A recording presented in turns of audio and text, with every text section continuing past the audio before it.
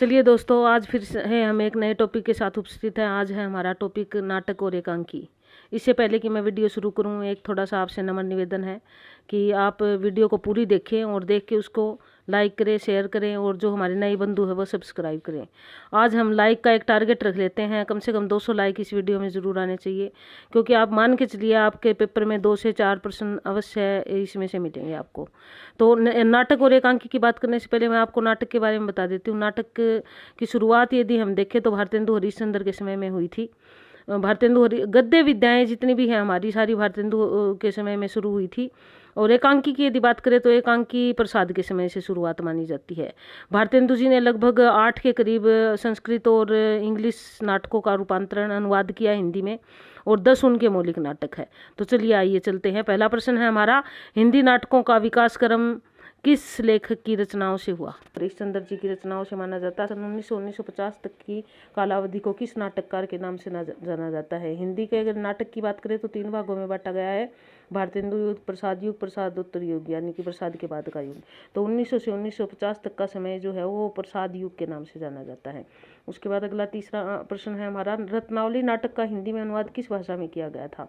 रत्नावली मतलब पहले किस भाषा में लिखी गई थी जिसका अनुवाद हिंदी में हुआ था? तो ये संस्कृत में लिखा गया था। ये नाटक बहुत ही खेला गया है। रत्नावली नाटक काफ़ी लोकप्रिय था उस समय। इनमें से कौन सा भारतेंदु का मूल नाटक नहीं है? मूल नाटक मतलब जिसका उन्होंने अनुवाद किया किसी और भाषा से, अपना लिखा हुआ नहीं है। तो यहाँ पर अगर अनुवाद की बात आती है तो पाखंड विडंबन नाटक है इनका। अंग्रेजी नाटक मर्चेंट ऑफ वेनिस का हिंदी अनुवाद भारतेंदु जी ने किस नाम से? बहुत ही इंपॉर्टेंट प्रश्न है ये वाला हमारा, जो न बहुत बार आता है ये पेपरों में। मर्चेंट ऑफ वेनिस का अनुवाद भारतेंदु ने किस नाम से किया है? तो यहाँ दुर्लभ बंधु के नाम से, डी इसका उत्तर आएगा 5वें का। उसके बाद छठा है, श्री चंद्रावली नाटिका किस नाटककार की रचना है, यानी कि किसने लिखी है चंद्रावली? तो इसमें नाम आता है हमारा भारतेंदु जी का। भारतेंदु ने लिखी। इनमें से कौन सा नाटक भारतेंदु का नहीं है? 4 नाटक दिए गए हैं, 3 भारतेंदु जी के और 1 भारतेंदु का नहीं है। तो ये कारवां भारतेंदु का नहीं है, ये प्रसाद का है। उसमें विश्वोधम नाटक के रचयिता का नाम बताइए, 8वां प्रश्न हमारा। भारतेंदु जी ने लिखा है। संस्कृत नाटक प्रबोध चंद्रोदय का अनुवाद भारतेंदु जी ने किस नाम से किया था? संस्कृत में था प्रबोध चंद्रोदय, और हिंदी में किस नाम से किया गया? तो इसका 9वें का हमारा उत्तर आता है पाखंड विडंबन। पहले आया था ना, मूल नाटक नहीं है, उसमें आया हुआ था। तो ये अनुवादित नाटक है, अनुवाद किया है इन्होंने। चोर 85 का, ये भी बहुत ही इंपॉर्टेंट प्रश्न है अगला हमारा, चोर 85 का वाला भी। चोर 85 का नाटक का भारतेंदु जी ने किस नाम से अनुवाद किया है? यानी कि चोर 85 का को उन्होंने क्या नाम दिया? विद्या सुंदर नाम दिया उन्होंने। ए आएगा 10वें का। भारतेंदु के पिता गोपाल चंद्र गिरधर, वो भी लेखक थे गोपाल चंद्र गिरधर भी, और वो नाटकों में अभिनय भी करते थे। गोपाल चंद्र गिरधर के ने किस नाटक की रचना की थी? यानी कि उनका बहुत ही पॉपुलर नाटक है नहुष नाटक की रचना की थी उन्होंने। किस नाटककार ने नाट्य शिल्प से संबंधित नाटक नामक ग्रंथ लिखा था? यानी कि नाटक के गुणों के बारे में बताया था उन्होंने नाटक नामक ग्रंथ में लिखकर। तो यदि हम थोड़ा सा भी इसकी तरफ ध्यान देते हैं तो हमें पता लग जाएगा ये ऐसे भारतेंदु जी ने किया था। जानकी मंगल 1868 ईस्वी नामक नाट्य कृति के रचयिता कौन थे? यानी कि 1868 ईस्वी में जानकी मंगल नाटक लिखा गया था। और जानकी मंगल नाटक के बारे में एक बार मैंने पहले भी अपनी वीडियो में जिक्र करा था कि ये बहुत खेला जाता था जानकी मंगल। और उसमें उस समय के जो भारतेंदुकालीन जो बहुत अच्छे जो भारतेंदु के दोस्त थे, जो साहित्यकार थे, वो अभिनय करते थे। और जानकी का अभिनय भी उस समय जो है वो पुरुष ही करते थे। प्रताप नारायण मिश्र का जिक्र भी आया था वहाँ पे। तो 13वां प्रश्न है हमारा, जानकी मंगल नाट्यकृति के रचयिता पूछा गया है इसमें, तो शीतला प्रसाद त्रिपाठी का है ये। भारतेंदु जी ने किस प्रश्न में भ्रष्ट शासन तंत्र पर प्रहार किया?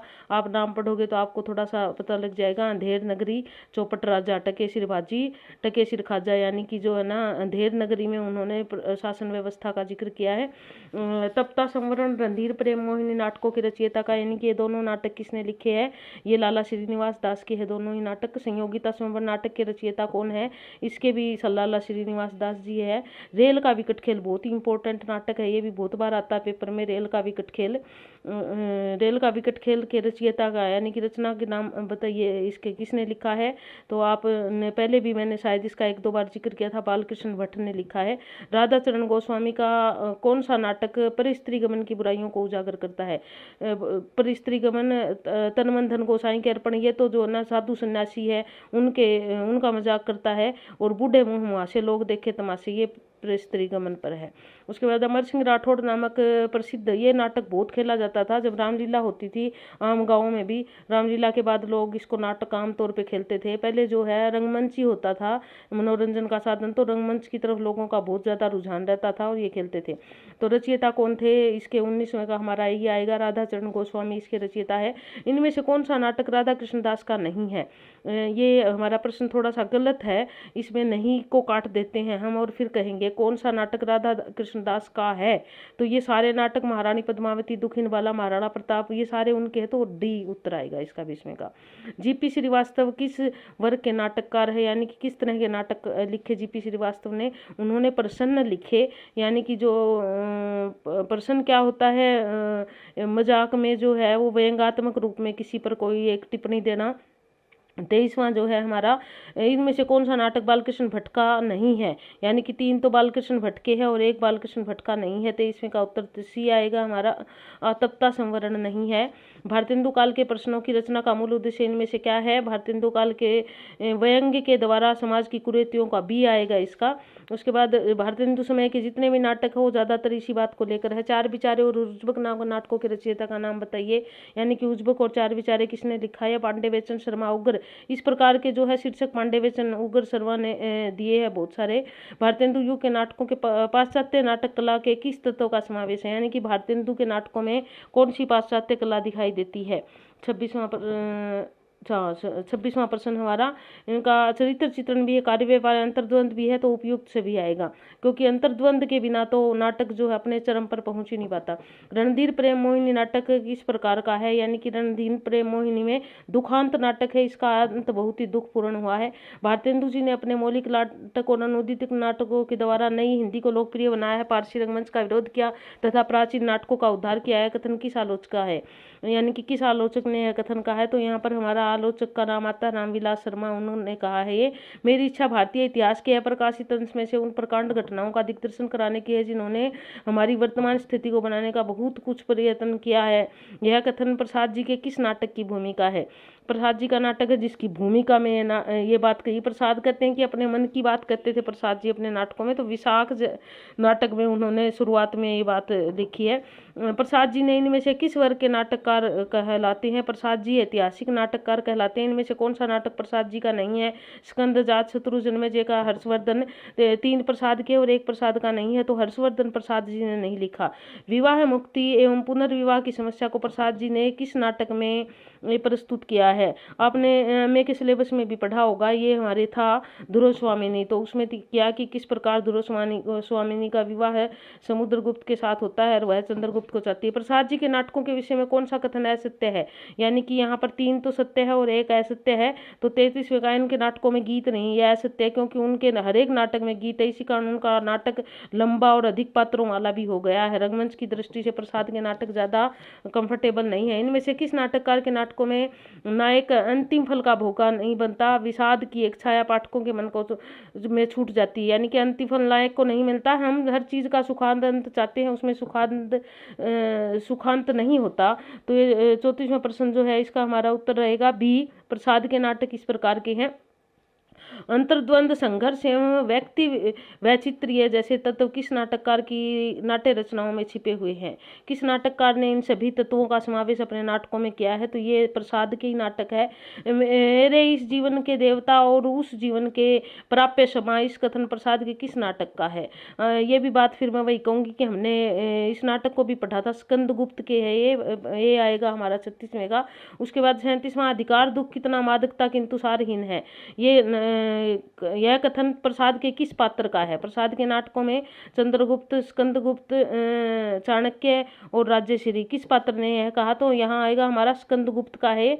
अरुण यह मधुमेह, बहुत ही इंपॉर्टेंट पंक्ति, बहुत बार आती है पेपर में, यह अरुण यह मधुमेह देश हमारा, ये वाली पंक्ति। तो इस पंक्ति किसने कही है? कई बार ये आ जाती है, और यहाँ तो ये पूछा गया है कि यह गीत प्रसाद के किस नाटक का है? तो किसने कही आएगा, तो फिर तो प्रसाद आ जाएगा हमारा, लेकिन यहाँ पूछा है किस नाटक का है। 38वें का हमारा बी, चंद्रगुप्त का आएगा। चंद्रगुप्त में जो है वो नायिका एक इस गीत को गाती है। प्रसाद जी के नाटक किस कारण से रंगमंच के अनुकूल नहीं है? क्योंकि उनमें पात्रों की संख्या अधिक है, भाषा संस्कृत, बड़े दृश्यों के, ये सारे आ जाएंगे, डी है हमारा इसका। उसके बाद इसमें से कौन सा पात्र प्रसाद के चंद्रगुप्त नाटक का नहीं है? चंद्रगुप्त नाटक का हमारा मुदगिल नहीं है, उनके बाकी सारे चंद्रगुप्त नाटक के हैं। इनमें से कौन सा पात्र ध्रुवस्वामी नाटक का नहीं है, यानी कि 3 तो ध्रुवस्वामी के है और एक नहीं है ध्रुवस्वामी का, पृथ्वीसेन नहीं है, डी आएगा यहाँ पे। प्रसाद जी का कौन सा नाटक अभिनेता की दृष्टि से अपेक्षाकृत सुलभ, यानी कि उनके जो और नाटक है उनको देखते हुए उसमें थोड़ा अभिनय किया जा सकता है, तो ध्रुव स्वामी है जो उनका अंतिम नाटक भी था। प्रसाद के एकांकी का नाम बताइए। प्रसाद का एकांकी एक घूंट है, यहाँ पे सी। कुछ हमारे जो आलोचक है वो ये भी मानते हैं कि एक घूंट से ही एकांकी का जो है वो पदार्पण हुआ था, यानी कि पहला एकांकी एक घूंट को कुछ हमारे विद्वान मानते हैं। प्रसाद जी द्वारा रचित गीति नाटक कौन सा है, गीति नाटक है उनका करुणालय, डी आएगा इसका, 44वें का डी। उसके बाद 45वां, इनमें से कौन सा प्रसाद का नाटक प्रसाद के युग का नाटककार नहीं है, तो विष्णु प्रभाकर प्रसाद के युग के नहीं, बाकी तो उन्हीं के है। उसके बाद अगला प्रश्न है हमारा 46वां, हरिकृष्ण प्रेमी किस युग के नाटककार थे, किस युग के नाटककार थे, भारतेंदु प्रसाद, प्रसादोत्तर। अब तीनों युग हुए हैं तो किसी एक के तो हो गए। 46वां का हमारा आएगा प्रसाद युग के है वो हरिकृष्ण प्रेमी। गरुड़ ध्वज एवं वत्सराज किस नाटककार की रचनाएं हैं, यानी कि दोनों रचनाएं किसने लिखी है, 47वें का लक्ष्मी नारायण मिश्र। अब आप इन चीज को ऐसे जोड़ जोड़ के याद कर सकते हो, ये ट्रिक है। जैसे लक्ष्मी नारायण यानी कि भगवान विष्णु से जोड़ लो, और गरुड़ भगवान का वाहन है तो गरुड़ ध्वज हो गया याद। वत्सराज, अब भगवान जो है ना जो भी उनके पास जाते हैं उनको वत्स वत्स कह के बोलते हैं, तो वत्सराज। इस प्रकार ये दोनों चीजें जुड़ जाएगी और आपको याद रहेगी। ट्रिक यही हो सकती है, इसी प्रकार हम किसी न किसी तरह से जोड़ जोड़ के याद करें तो हमें याद रहेगी। इनमें से कौन सा नाटक हरिकृष्ण प्रेमी का नहीं है, यानी कि 3 हरिकृष्ण प्रेमी के है। रक्षाबंधन नाटक है, उनका कहानी नहीं है यहाँ, पहले हमने कहानी में भी रक्षाबंधन पढ़ी थी तो वो मत देख लेना है। रक्षाबंधन नाटक है। 48वां प्रश्न है हमारा, तो यहाँ पर जो है वो बी, सिंदूर की होली इनकी नहीं है, बी आएगा। इनमें से कौन से किस नाटककार ने अपने नाटकों के माध्यम से हिंदू मुस्लिम एकता स्थापित करने का प्रयास किया, हरिकृष्ण प्रेमी थे जिन्होंने हिंदू मुस्लिम एकता स्थापित करने का प्रयास किया। रानी कर्मवती हुमायूं को राखी बांधकर किस नाटक में अपना भाई बनाती है, रक्षाबंधन। जैसे कि राखी का नाम है तो रक्षाबंधन आ गया यहाँ पे। गांधी जी के असहयोग आंदोलन में रोलेट एक्ट को किस नाटक की विषय वस्तु बनाया गया, यानी कि किस नाटक में इन दोनों चीजों को दर्शाया गया है, तो सन्यासी नाटक बहुत ही इंपॉर्टेंट है ये प्रश्न भी हमारा। सन्यासी नाटक में विधवा विवाह एवं नारी उद्धार जैसे विषयों को लक्ष्मी नारायण मिश्र के किस नाटक में प्रस्तुत किया गया है। अब आप इनके सारी चीजों को देखो तो सिंदूर की होली, सिंदूर जो है वो विवाह से संबंधित है तो सिंदूर की होली, डी आएगा यहाँ पे। 53वां, छुआछूत भ्रष्टाचार पाखंड एवं नेताओं की स्वार्थपरता को किस नाटककार ने अपने नाटकों की विषय वस्तु बनाया, यानी कि जो हमारा तंत्र था उस भ्रष्ट तंत्र की उल्लेख कहीं ना कहीं अपने नाटकों में किया, तो सेठ गोविंद दास इस प्रकार के नाटककार थे जिन्होंने भ्रष्ट तंत्र के बारे में अपने नाटकों में उजागर किया। शशि गुप्त, हर्ष, कर्तव्य तथा शेरशाह नाटकों की रचना इनमें से किसने की, 54वां प्रश्न हमारा, तो सेठ गोविंद दास की रचनाएं हैं सारे। शशि गुप्त, कर्तव्य, शेरशाह है नाटक सेठ गोविंद दास ने लिखे। अंजो दीदी बहुत ही इंपॉर्टेंट है ये भी, अंजो दीदी वाला भी कई बार आता है ये भी। अंजो दीदी किसकी प्रसिद्ध नाट्य करती है, यानी कि किसने लिखा है अंजो दीदी, तो उपेंद्र नाथ हस्क का है ये, ए आएगा।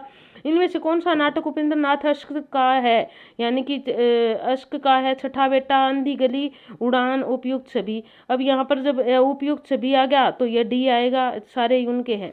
उसके बाद है पुत्रों की स्वार्थपरता को कथानक का आधार बनाकर लिखा गया छठा बेटा किस नाटककार का है, अभी तो हमने पढ़ा है ये किसका है, इससे ऊपर ही करके आए हैं। यहाँ थोड़ा सा प्रश्न दूसरे ढंग से पूछ लिया बस। उपेंद्र नाथ हस्क जी का बुद्ध के जीवन चरित्र को आधार बनाकर लिखा गया नाटक मुक्तिपथ किस नाटककार का है। एक तो आप ये ध्यान देना है कि बुद्ध के मुक्तिपथ जो है वो किसके जीवन पर आधारित है, महात्मा बुद्ध के चरित्र पर आधारित है मुक्तिपथ, और किसने लिखा है, ये उदय शंकर भट्ट ने लिखा है। प्रियदर्शी अशोक, सम्राट अशोक नामक नाटक की रचना इसमें से किसने की, सम्राट अशोक नामक नाटक दशरथ ओझा का लिखा हुआ है, सी आएगा यहाँ पे। उसके बाद 61वां प्रश्न, युगे युगे क्रांति नामक नाटक के रचयिता, ये भी इंपॉर्टेंट है, युगे युगे क्रांति नामक नाटक के रचयिता कौन है, किसने लिखा है, सी विष्णु प्रभाकर ने लिखा है। पीढ़ीगत संघर्ष की व्यक्ति विष्णु प्रभाकर के किस नाटक में है, पीढ़ीगत समझते हो आप, यानी कि एक पीढ़ी से दूसरी पीढ़ी के बीच जो विचारों का संघर्ष है, युगे युगे क्रांति। युग युग मतलब एक युग दूसरा युग, और पीढ़ी एक पीढ़ी दूसरी पीढ़ी, तो इसको इस तरह जोड़ के आप याद कर सकते हो। उसके बाद अगला है हमारा 63वां, कोणार्क, ये भी इंपॉर्टेंट है, 63वां प्रश्न भी हमारा।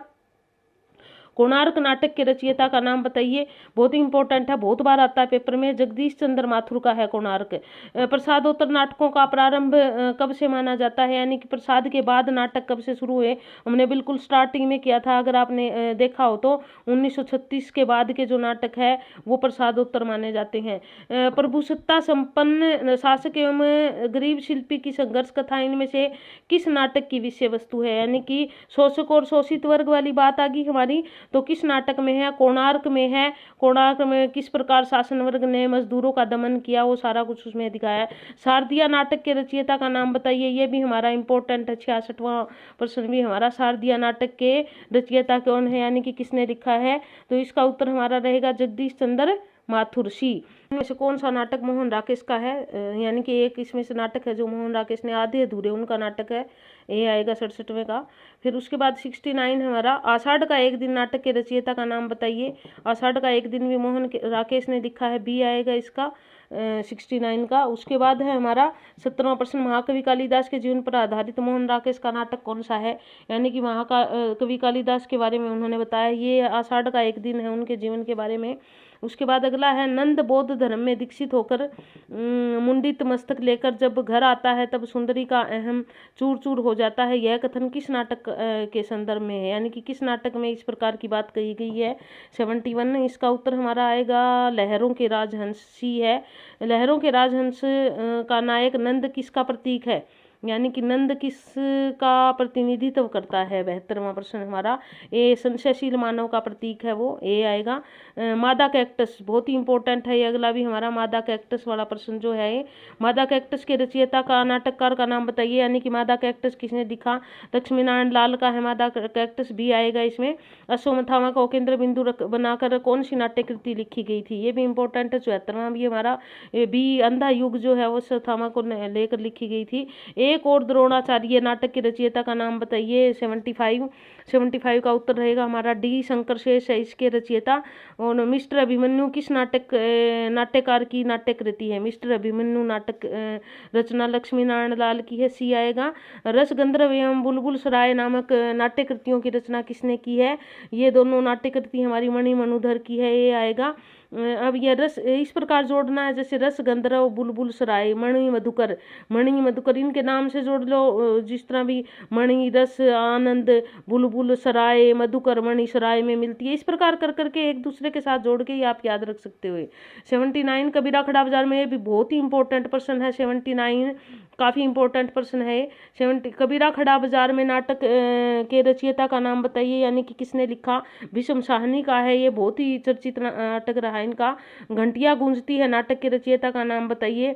घंटियों वाले कई इस प्रकार के लिखे हैं, शिव प्रसाद अलग अलग ने एक सर्वेश्वर दयाल का भी है इस प्रकार का नाटक, लेकिन घंटियां गूंजती है शिव प्रसाद सिंह का है, ये डी आएगा। पेपर वेट ये भी इंपॉर्टेंट है हमारा, पेपर वेट नाटक के रचनाकार बताइए।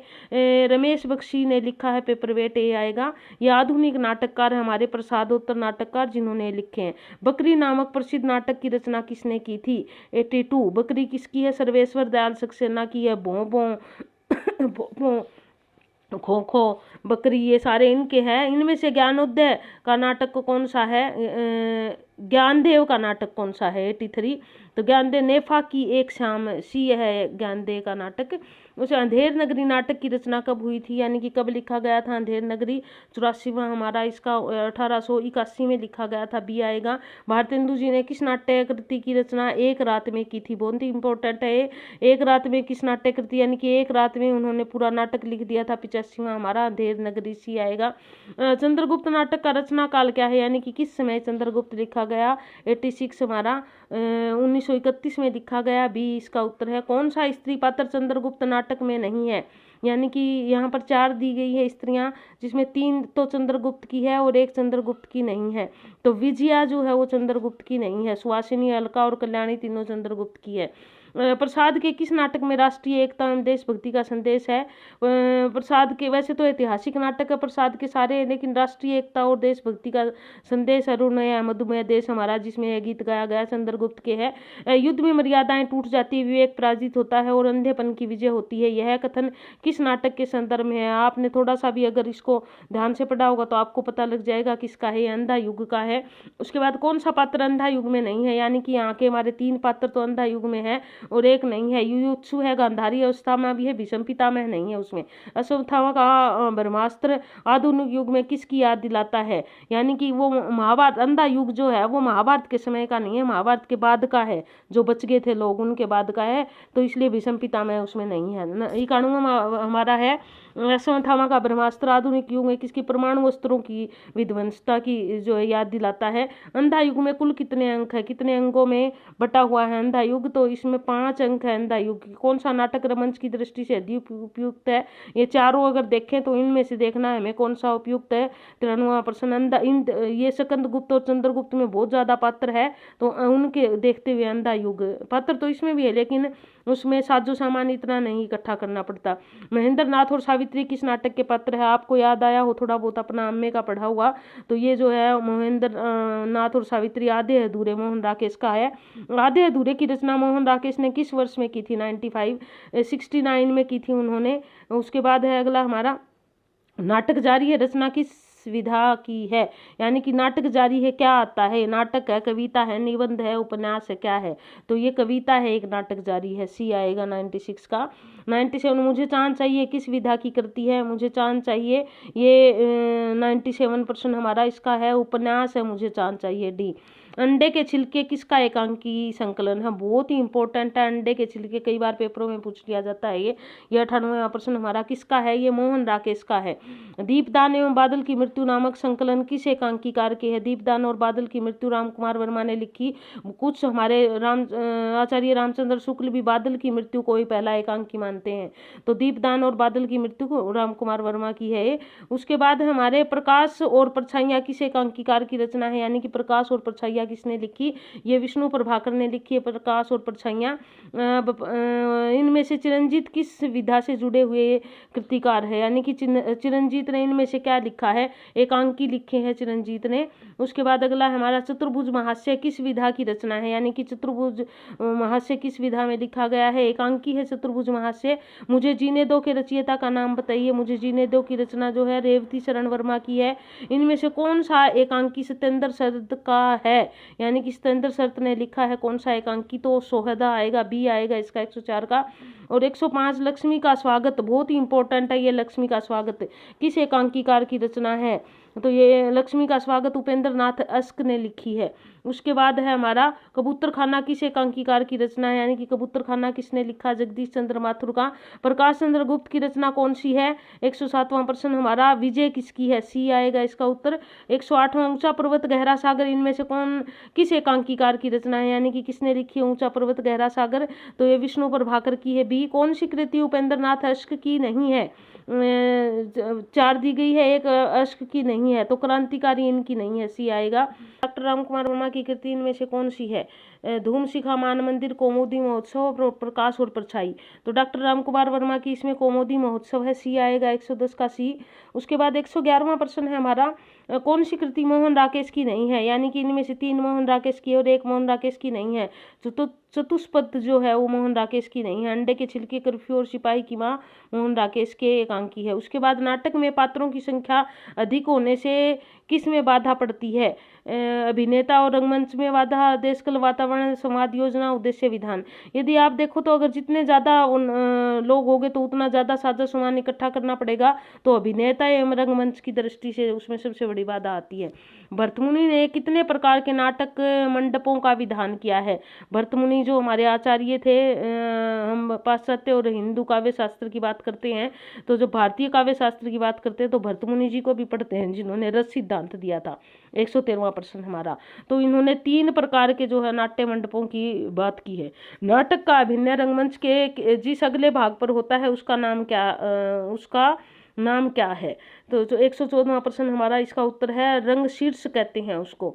सुच्चे कथानक को प्रस्तुत करने वाले अर्थोपक्षकों की संख्या कितनी होनी चाहिए, यानी कि कितने लोग होने चाहिए, 115वां है हमारा उत्तर, तो इसमें 5 होने चाहिए भरतमुनि के अनुसार। 1969 में मोहन राकेश की कौन सी कृति प्रकाशित हुई थी?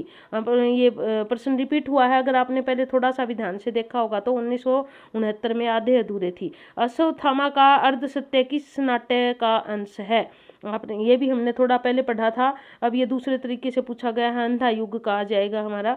बिना दीवारों का घर किसकी नाट्य कृति है? 118वां प्रश्न हमारा मन्नू भंडारी की है, आधुनिक लेखिका। कौन सा नाटककार मुद्रा राक्षस का नहीं है? यानी कि मुद्रा राक्षस जो है उन्होंने कौन सा नाटक नहीं लिखा? 119वां प्रश्न हमारा रसगंधर्व उनकी रचना नहीं है। अमर जीवा, तिलचट्टा, योर्स फेथफुली, ये तीनों उनके हैं। ये तीनों ही इंपॉर्टेंट है, ये आपको याद अच्छे से करने पड़ेंगे। मिस्टर अभिमन्यु की मूल समस्या क्या है? मिस्टर अभिमन्यु नाटक है, उसकी मूल समस्या यानी कि किस समस्या का? पूंजीपति व्यवस्था एवं भ्रष्टाचार। ये पूंजीपति और गरीब उन लोगों का जिक्र है इसमें। भीष्म साहनी की नाट्य कृति कौन सी है? पेपर वेट, कबीरा खड़ा बाजार में, ये नाट्य कृति है भीष्म साहनी की। उसके बाद इस तरह हमारे 121 प्रश्न थे ये नाटक और एकांकी से संबंधित, जिसको उम्मीद है कि आपने बड़े देखा होगा और समझा होगा।